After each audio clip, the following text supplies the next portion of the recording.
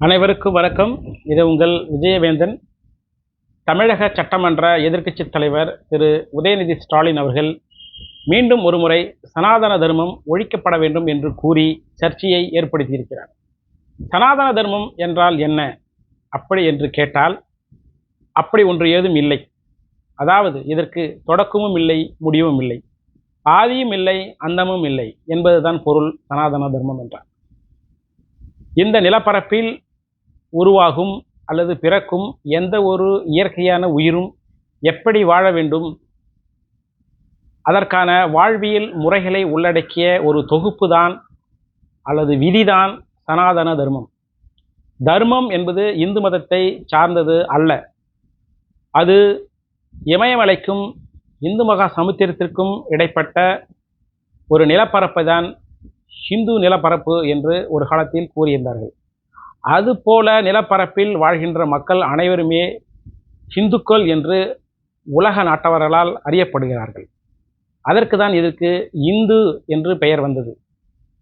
அப்படி இருக்கையில் ஏன் இந்து மதத்தை சார்ந்த ஒரு விதிமுறைகள் அழிக்கப்பட வேண்டும் என்று திராவிட கட்சிகள் கூறி வருகிறார்கள் என்றால், அதாவது பெரியார், திராவிடர் கழகம், திராவிட முன்னேற்றக் கழகம், இப்படி வரிசையில் வருகின்ற கட்சிகள், அதோடு சேர்த்து விடுதலை சிறுத்தைகள் கட்சிகளும் சேர்ந்து அடிக்கடி சனாதன தர்மம் ஒழிக்கப்பட வேண்டும், மதவாதம் ஒழிக்கப்பட வேண்டும் என்று கூறி வருகிறார்கள். ஏன் என்று கேட்டால், இந்த சனாதன தர்மத்தில் வர்ணாசிரம முறை என்ற ஒன்று உள்ளது என்று அவர்கள் கூறுகிறார்கள்.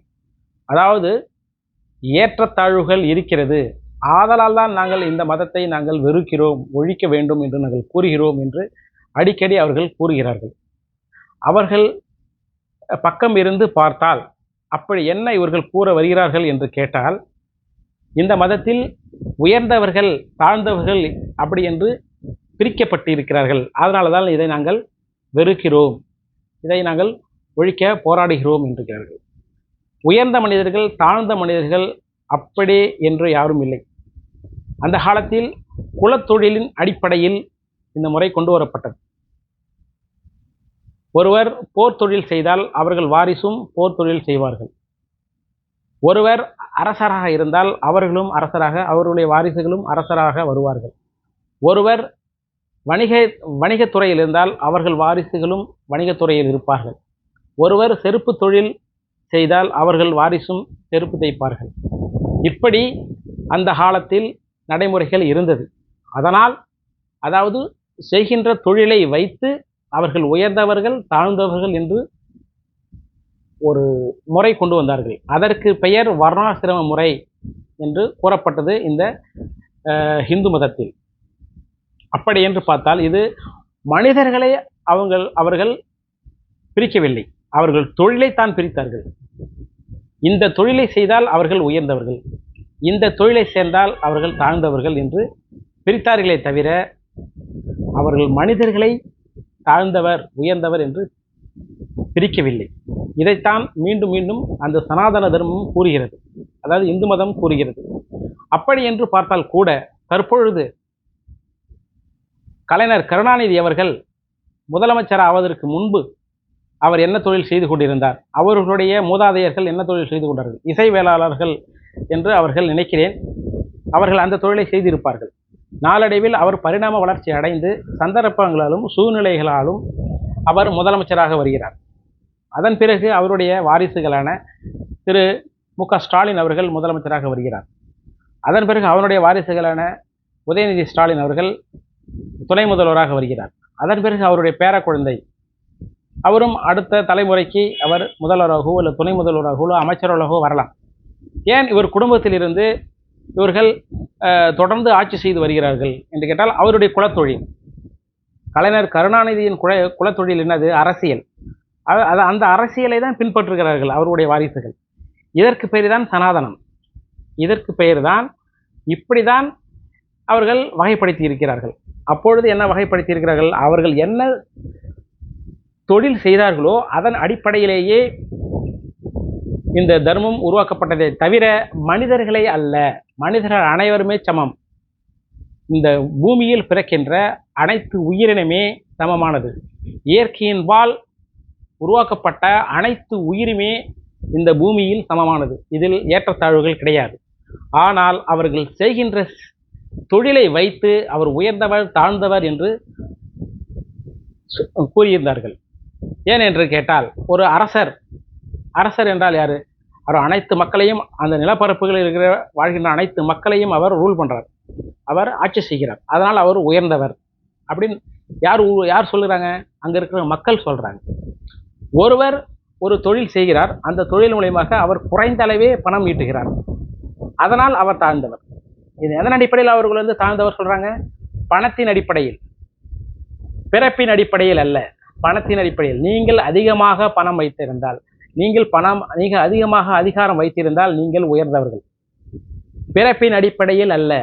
மனிதர்கள் அனைவரும், மனித உயிர்கள் மட்டுமல்ல, இந்த பூமியில் பிறக்கின்ற ஒவ்வொரு உயிரும் சமமானதே. அதற்கென்று தனித்தனி பண்புகள், கலாச்சாரங்கள், சூழ்நிலையில் எப்படி வாழ வேண்டும் என்று ஒவ்வொரு உயிரினும் தனித்தனி விதிமுறைகள் உள்ளது. இந்த விதிமுறைகளைத்தான் சனாதன தர்மம் என்று சொல்கிறது. தவிர பிறப்பின் அடிப்படையிலேயோ இல்லை மனிதர்களுடைய அடிப்படையிலேயோ அவர்கள் உயர்ந்தவர்கள் தாழ்ந்தவர்கள் அல்ல. அவர்கள் செய்யும் தொழிலை வைத்துதான். இப்போது நான் கூறுகிறேன், கலைஞர் கருணாநிதியின் குடும்பம் அரச ஆட்சி செய்கின்ற காரணத்தால் அவர்கள் உயர்ந்தவர்கள். அதே திராவிட முன்னேற்ற கழகத்தில் இருக்கின்ற கடைநிலை தொண்டன் அவரும் மு.க. ஸ்டாலினும் ஒருவரா? ஒரே தகுதி உடையவர்களா என்று நீங்கள் சொல்கிறீர்களா? இல்லைதானே. மு.க. ஸ்டாலின் எப்படி உயர்ந்தவர் தான். அவர் ஏன்னா முதலமைச்சர், ஏன்னா தலைவர். அதே திராவிட முன்னேற்ற கழகத்தில் இருக்கின்ற கடைநிலை தொண்டன் மு.க. ஸ்டாலினுக்கு சமமானவரா என்று நீங்கள் கூறுங்கள். சமமானவர்கள் என்றால் சொல்லிவிட்டால் இந்த இந்து தர்மத்தை நானே ஒழிக்கிறேன், இந்து தர்மத்தை ஒழிக்கப்பட வேண்டியது. அப்படி அல்ல. இந்த மனிதனும் சமமானவர் தான். மு.க. ஸ்டாலினும் ரெண்டு பேருமே மனிதர்கள் தான். ஆனால் அவர்கள் செய்யும் தொழில் வேறு வேறு. அதன் அடிப்படையில் மட்டுமே அவர்கள் உயர்ந்தவர்கள் தாழ்ந்தவர்கள் என்று கூறுகிறார்களே தவிர அவருக்கு பிறப்பின் அடிப்படையில் கிடையாது. இது நன்றாக தெரிந்து கொள்ள வேண்டும். இப்போது இருக்கின்ற கட்சிகள் மக்களிடையே எந்தவித புரிதலும் ஏற்படுத்தாமல் தனது சுயநலத்திற்காக மட்டுமே இதுபோல குழப்பங்களை ஏற்படுத்தவும், திசை திருப்பவும், அரசியல் சூழ்நிலையை திசை திருப்பவும், தனக்கு எதிராக ஏதாவது ஒன்று வந்தால் அதை திசை திருப்பதற்காக இதுபோல சில சித்து விளையாட்டுகளை இப்போ தற்போதைய அரசியல் கட்சிகள் இதை கையாளுகின்றன. இது முற்றிலும் தவறானது. மக்களை தவறான வழிபாதையில் நடத்தி செல்கிறார்கள். தலைவர்கள் மக்களை சரியான வழிபாதையில் தான் எடுத்து செல்ல வேண்டுமே தவிர தவறான பாதையில் எடுத்து செல்லக்கூடாது. அதனால் இந்த இந்து மதத்தில் உயர்ந்தவர்கள் தாழ்ந்தவர்கள் யாரும் இல்லை. நீங்கள் செருப்பு தைக்கும் ஒரு தொழிலாளியை நீங்கள் முதல்வராக வாங்க. முதல்வராக இருக்கின்ற ஒருவர் நீங்கள் வேறு வேறு தொழிலை செய்யுங்க. இப்படி செஞ்சு பாருங்க. இப்படி செஞ்சால் இவர் உயர்ந்தவராக போயிட போகிறார், இவர் தாழ்ந்தவராக போக போகிறார்.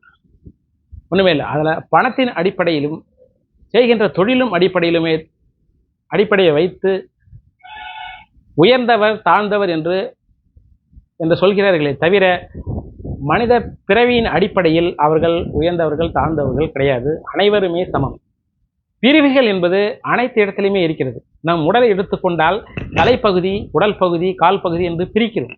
மனித உடலையே நாம் பிரிக்கிறோம். அதுபோல இவ்வளவு பெரிய குழுக்களை, மனித குழுக்களை பிரித்து தான் வைக்க வேண்டும். வேறு எப்படி அடையாளப்படுத்த முடியும்? பலதரப்பட்ட மக்கள், பாலைவனத்தில் பிறக்கின்ற மக்கள், இஸ்லாமிய மக்கள், ஐரோப்பா கண்டத்தில் பிறக்கிற மக்கள், கிறிஸ்துவ மதத்தை சார்ந்தவர்கள். எப்படி கூறுகிறார்கள்? அவரவர்கள் மனித குழுக்கள் அவரவர்களுக்கு தகுந்தாற் போல, அவர்கள் பிறக்கின்ற சூழ்நிலைகள் தகுந்தாற் போல ஒரு குழுக்களாக செயல்பட்டு கொண்டீர்கள். அந்த குழுக்களுக்கு ஏதோ ஒரு பெயர் வைத்து விடுகிறார்கள்.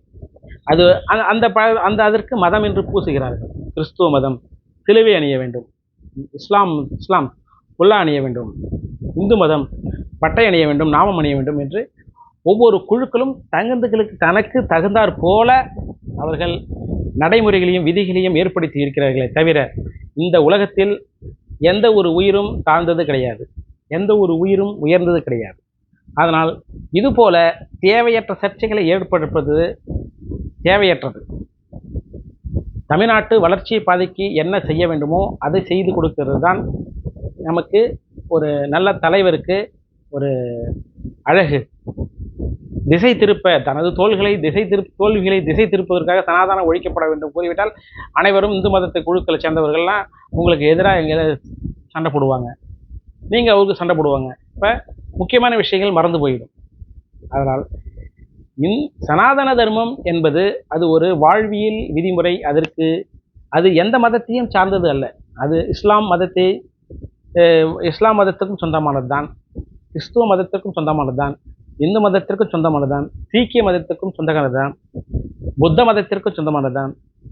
அனைத்து உயிரினத்துக்கும் சொந்தமான உரிமையான வாழ்வியல் நெறிமுறைகளை கூறுவது தான் சனாதன தர்மம் என்று கூறி விடைபெறுகிறேன். நன்றி, வணக்கம்.